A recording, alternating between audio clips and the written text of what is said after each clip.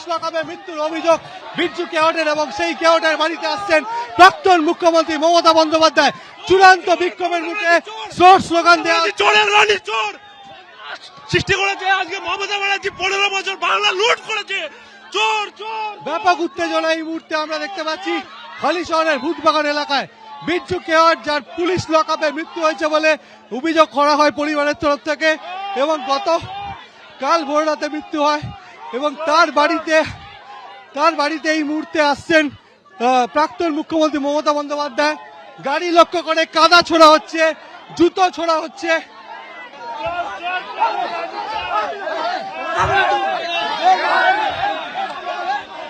এই মুহূর্তে হালি শহরের ভূতবাগানে রাজ্যের প্রাক্তন মুখ্যমন্ত্রী মমতা বন্দ্যোপাধ্যায় চূড়ান্ত ক্ষোভের মুখে জোর স্লোগান দেওয়া হচ্ছে, তাকে লক্ষ্য করে জুতো ছোড়া হচ্ছে। কোন ক্রমে পুলিশ র্যাব তাকে সেই বাড়ি পর্যন্ত নিয়ে যাচ্ছে। বিরজু কেওট গতকাল, যার মৃত্যু হয়েছিল পুলিশ লকআপে, পরিবারের তরফ থেকে অভিযোগ করা হয়েছে যে পুলিশ লকআপে মৃত্যু হয়েছে বিরজু কেওটের।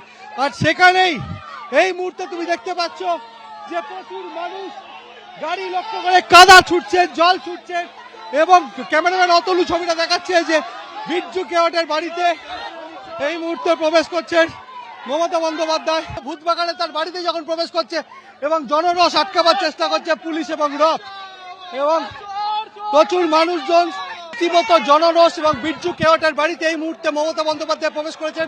অতনু তোমার ছবিটা দেখাচ্ছে যে এখনো জনরোষ তার গাড়ি ঘিরে আসতে পড়েছে, এবং প্রচুর মানুষ জোর স্লোগান দিতে থাকে, চটি ছুটতে থাকে, কাদা ছুটতে থাকে, এবং তাকে ধিক্কার জানাতে থাকে।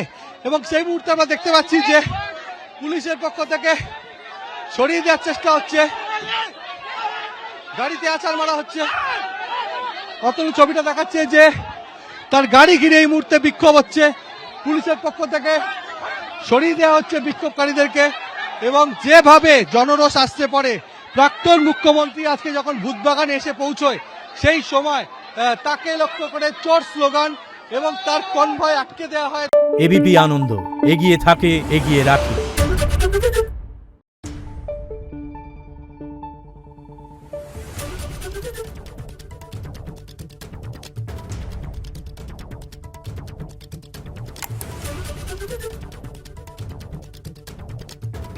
Thank you.